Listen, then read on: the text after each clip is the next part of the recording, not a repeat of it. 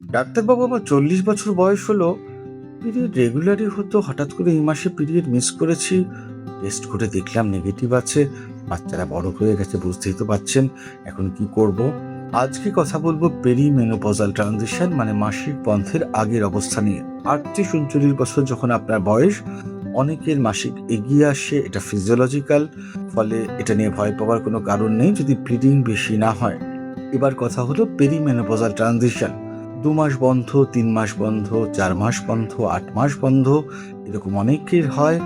Bleeding কম বা বেশি হয়, বেশি হলে অবশ্যই ডাক্তারবাবুর পরামর্শ নিন। আর পরামর্শ নিন যদি পেটে অস্বাভাবিক ব্যথা হয় তখন।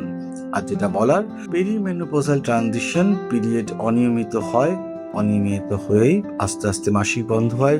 সমস্ত প্রক্রিয়ায় 2-4 বছর সময় লাগে, কারোর ক্ষেত্রে একটু বেশিও সময় লাগতে পারে। ভয় পাওয়ার কোনো কারণ নেই যদি ব্লিডিং বেশি না হয় বা পেটে ব্যথা না থাকে। তাই অযথা ভয় পাবেন না।